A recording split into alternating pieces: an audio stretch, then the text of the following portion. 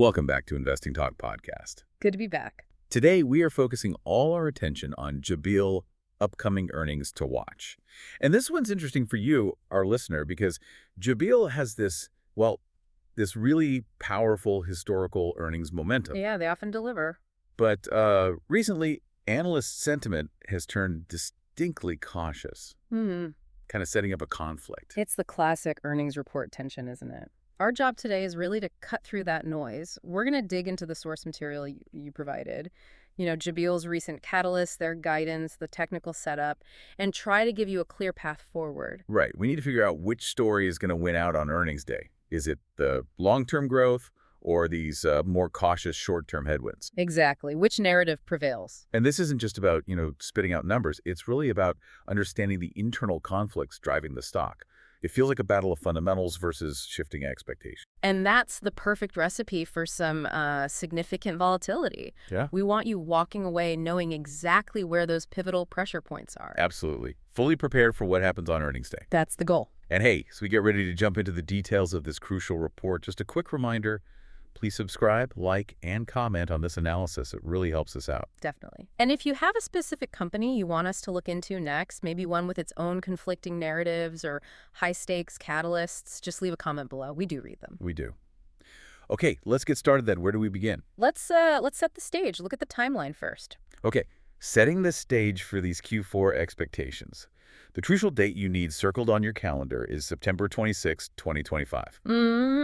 That's when Jabil reports its fiscal Q4 results. Now, this is for the quarter that actually wrapped up back on August 31st. And importantly, this is coming out pre-market. Right, pre-market. And it's the end of their fiscal year, which, inherently raises the stakes a bit. It's not just about hitting Q4 numbers. It's about the tone for the next year. Right, exactly. It's about giving investors confidence heading into fiscal 2026. Now, if we look at what management expects, they've set a pretty specific operational fence for us. Right. The company guidance, they're setting revenue between $8.1 billion and $8.4 billion. Okay.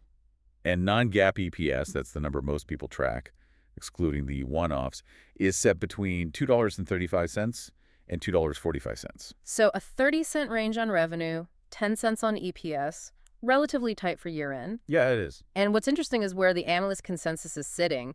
They're kind of parked almost dead center in that fence. Oh, really? Yeah, the current mean expectation is $8.19 billion in revenue and $2.41 in EPS, non-GAAP. So technically, consensus expects them to, comfortably hit the middle of their own target. But expectations are shifting, aren't they? Our sources indicate that even though consensus is within guidance, the underlying sentiment seems to be cooling off a bit. That's the key point. Over the last 3 months, revenue estimates have been trimmed, about 1.5%, and EPS estimates by about 2%.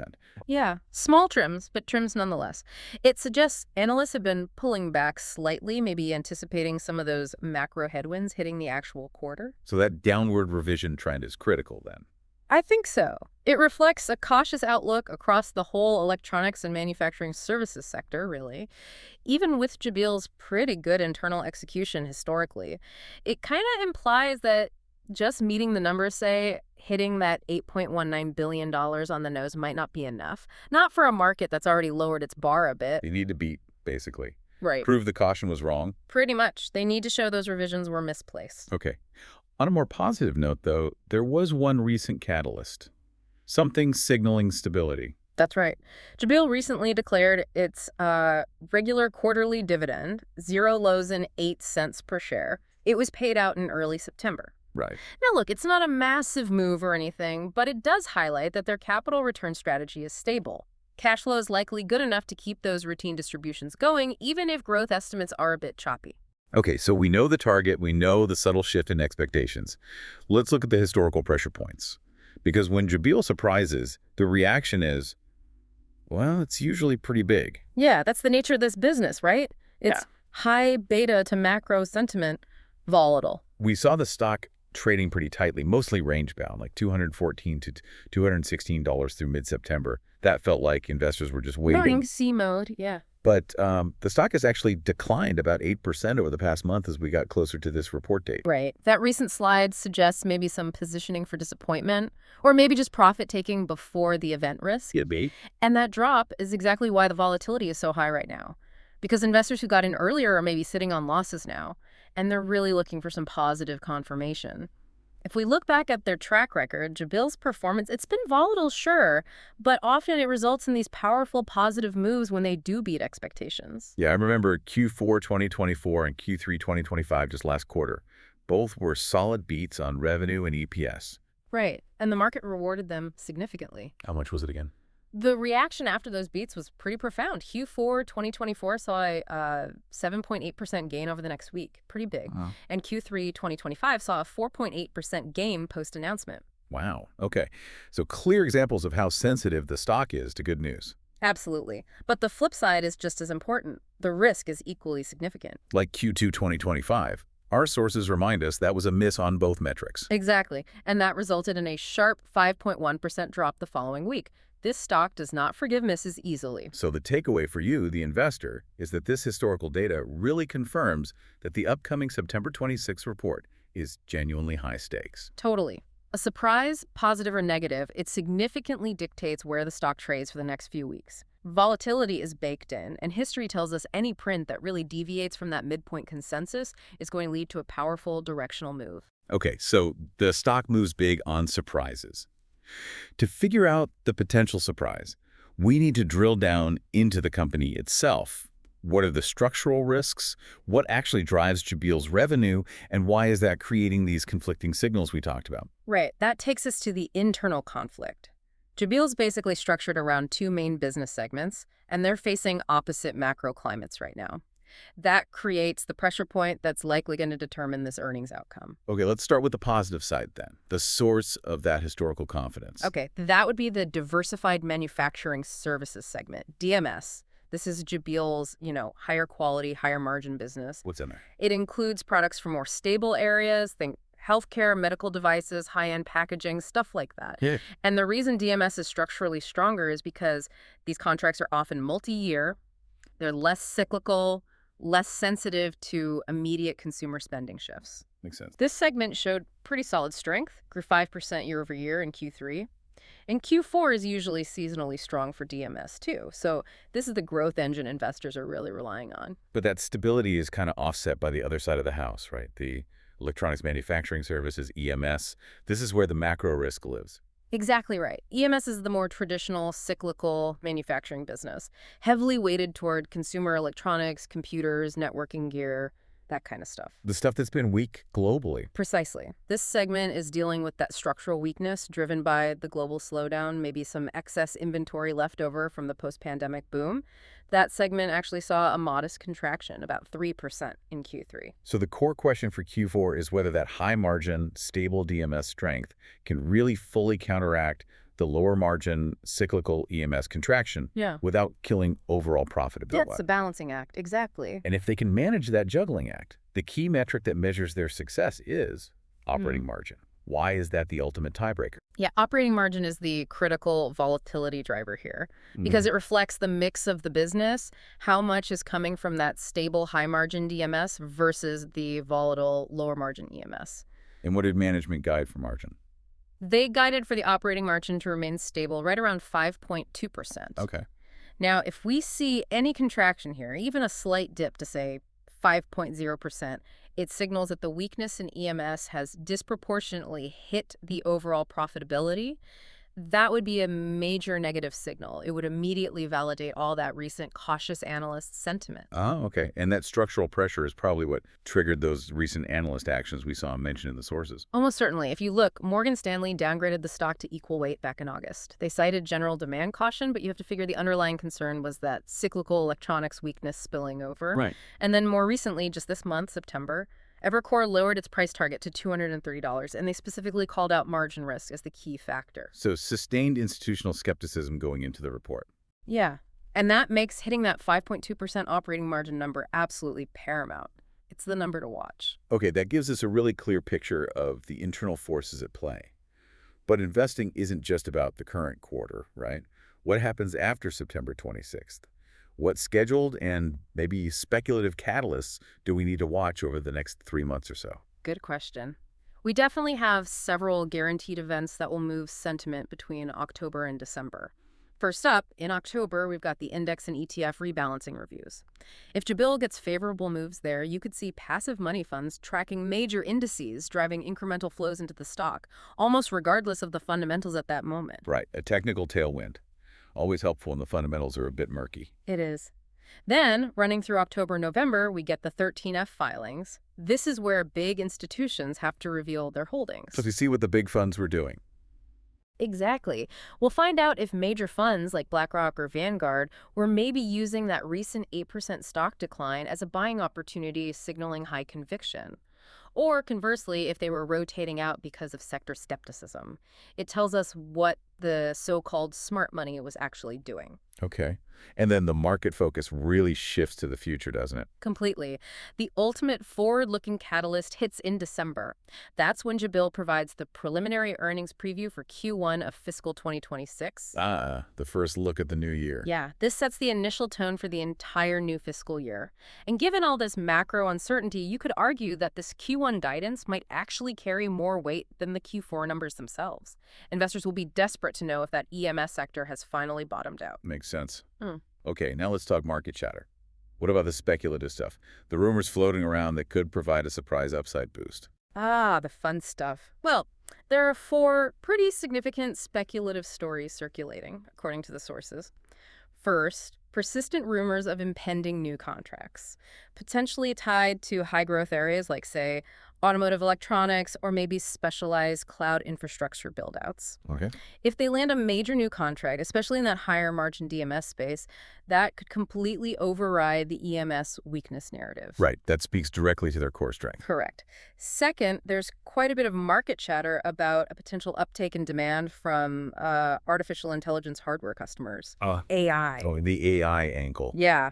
If Jabil is manufacturing key components for a next-gen AI infrastructure, that could dramatically change their growth trajectory, maybe justify a higher valuation multiple. It's probably a low probability rumor, but high impact if true. Got it. And third, the classic rumor for any big manufacturer, M&A speculation. Always there, isn't it? There are these persistent kind of background rumors that Jabil might be an acquisition target for a larger peer, someone looking for immediate scale and maybe Jabil's advanced manufacturing capabilities, especially in that resilient healthcare space. Does that usually pop up before earnings? Often does. It sometimes acts as a sort of speculative floor under the stock price. And finally, number 4, there are expectations that Jabil could expand its share buyback program if its free cash flow in Q4 comes in better than guidance. That's a direct capital return boost that investors always like to see. Okay, so we've got the fundamentals pressure, the catalyst calendar, the market chatter. Let's try to ground all this in the technical setup now. What's the actual risk-reward looking like for an investor? Yeah, we absolutely have to acknowledge the extremely high level of uncertainty that's priced into the stock right now. The stock's implied volatility, the IV, is currently in the 84th percentile over the last 12 months. 84th percentile. So for our listener, what does that mean in practical terms? High anxiety. Pretty much. It means options traders are paying historically high premiums right now because they expect a massive defining move. The market is bracing for impact. The stock is essentially wound up like a spring. And based on those options prices, specifically the cost of buying a call and put together this straddle, what's the market actually pricing in for the earnings reaction itself? So the options market, looking at that front week straddle, is currently pricing in an expected price move of plus or minus $11. $11? Yeah, which translates to about 4.9% at current prices. So the institutional expectation is a move of nearly 5% in either direction right after the report drops. Wow. And for long-term investors, this signifies pretty severe gap risk, the possibility of a major jump up or down overnight, something you just can't trade around easily. That is substantial. Okay, let's try to put it all together. Can we break down the potential scenarios based on everything we've analyzed from the sources? Yeah, let's try to categorize the outcomes into, say, 3 main buckets. Our base case, which, based on the data, seems to carry the highest probability right now, maybe around 55%, is an inline result. Meaning revenue around $8.15 billion, EPS somewhere in that $2.39 to $2.43 range, basically meeting that slightly lowered consensus. And the stock reaction. The expected stock reaction there would likely hover near that options implied move we just talked about, so plus or minus 4% to 5%. Essentially, it proves the caution was warranted, but avoids being a disaster, kind of a meh result. Okay, what about the bull case? The scenario where that historical momentum and the DMS strength really win out over the macro concerns. Right, the upside. We'd place the bull case at maybe a 30% probability. This scenario requires strong DMS outperformance that leads to a definitive beat. Think revenue clearly above $8.3 billion and EPS maybe $2.44 to $2.47, beating the high end of guidance. And if that happens, If that happens, the stock would likely blow past that implied move. You'd expect a positive spike, maybe 5% to 8%. It would likely reverse some or maybe all of that recent 8% decline. It would signal real confidence in their operating margin stability. okay, that's the good news. What about the risk case, the bear scenario that confirms all that analyst skepticism? Yeah, the downside. That has the lowest probability in our view, maybe 15%, but it carries the highest potential negative impact. This is driven by an EMS miss combined with that crucial margin compression we discussed. So you'd see revenue maybe dipping below $8.07 billion or EPS falling short of $2.35. And the damage. If that happens, the expected reaction is probably a sharp drop, maybe 6% to 10%. It would confirm that the structural weakness in EMS is really overwhelming the company's overall profitability. Okay, so given those probabilities and the analyst downgrades you mentioned, you concluded the overall leaning is neutral, skewed, cautious. That's how we see the balance of risks right now, yeah. I guess I have to push back just slightly there.